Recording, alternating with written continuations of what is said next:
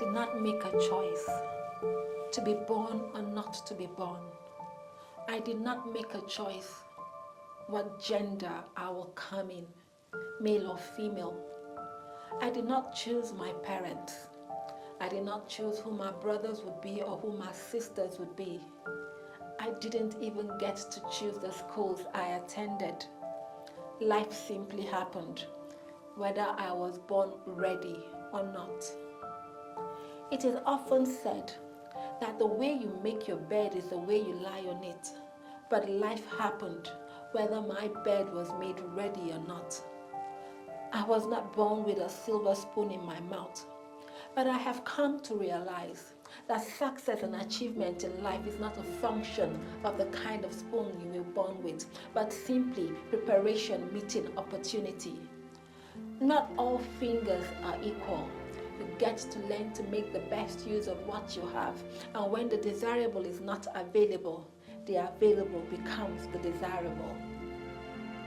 So I grew up and life took its course. I have also come to realize that life is not a bed of roses. White is not always white because milky and creamy are not far off. And black is not necessarily black because there are shades of gray in between.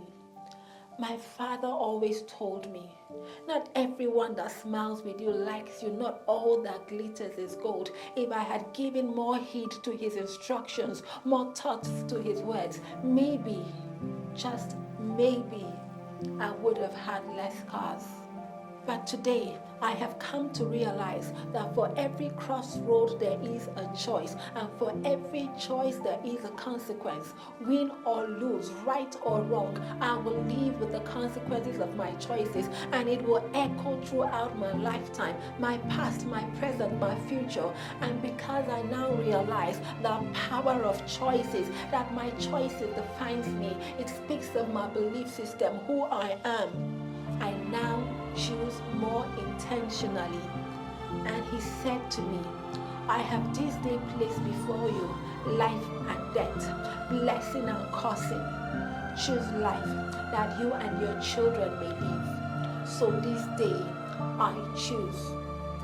I choose to stand out, not to fit in. I choose to speak out, not to die in silence. I choose courage, not timidity. I choose strength, not weakness. I choose joy, laughter, and happiness, because these are choices and not feelings.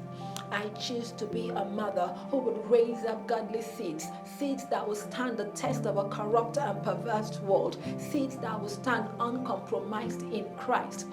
I choose to be the gatekeeper of my home, warding off spiritual attacks on my knees through prayers by the grace of God. I choose to speak life and not death, affirming my children, my husband in Christ, encouraging them to be the best that God ordained them to be. I choose to be a woman of prayer, a woman with spiritual authority, one whose life is entwined and interwoven with Christ with no hope of a separation.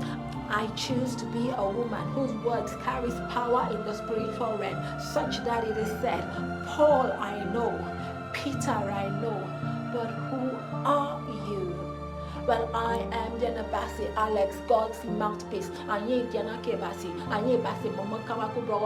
Called and separated from the master's use. This is who I am, and these are my choices. Hold me by them.